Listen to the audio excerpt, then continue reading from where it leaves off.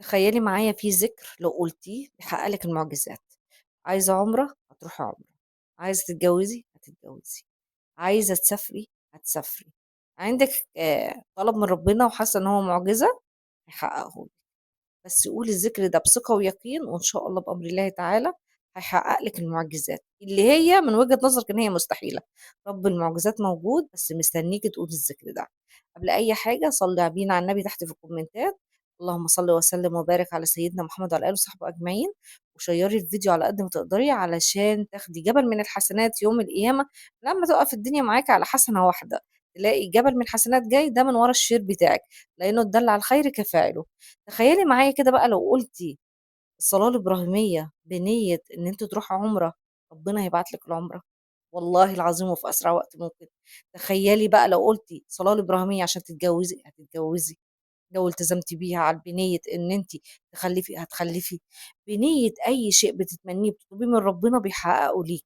الصلاة الإبراهيمية حققت معجزات لناس كتير جدًا، في أخت لينا بتقول كان نفسها تروح عُمرة، كل الناس راحت من قرايبها إلا هي، بتوفّر لفلوس وكل حاجة موجودة، لكن كل ما تيجي تروح تيجي حاجة وتعطّلها، مرض، تعب، سفر، رفض، مش عارفة إيه، نقص إجراءات،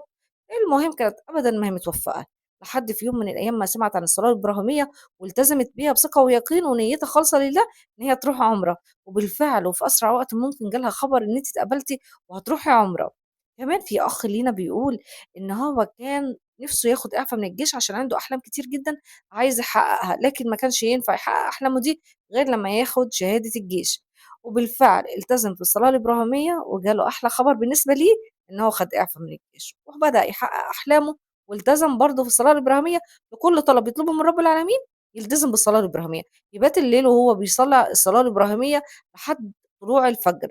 طبعًا أنت لمّا تخلص لرب العالمين في الشيء اللي بتطلبه بيتحقق، حتى أنا كان عندي مشكلة شخصية وكنت متأكدة إن الطلب بتاعي هيترفض علشان خاطر إن أنا غلطت غلطة لدرجة إن أنا كتبت اسم والدي مرتين، أنتم متخيلين اسمي واسم والدي مرتين واسم جدي، وده طبعًا شيء مرفوض إنه كان لازم يتكتب اسمي واسم والدي واسم جدي، لكن كانت الغلطة دي كانت هتحتاج إن أنا أعيد القرار بتاعي من أول وجديد وأقعد 3، 4 شهور تانيين عقبال ما أتقبل. وفضلت أقول الصلاة الإبراهيمية طول الطريق وأنا رايحة، لحد ما وصلت المكان ده وسمعت أحلى خبر في حياتي إن الأمور كلها تمام واتقبلت بفضل رب العالمين. الصلاة الإبراهيمية حققت معجزات كتير جدًا في الزواج والخلفة وحاجات يعني مش ممكن تتخيليها، كأنه والله العظيم كأنِك بنفسِك بتروحي تشرفي على الشيء بتاعِك وبيتحقق لِك.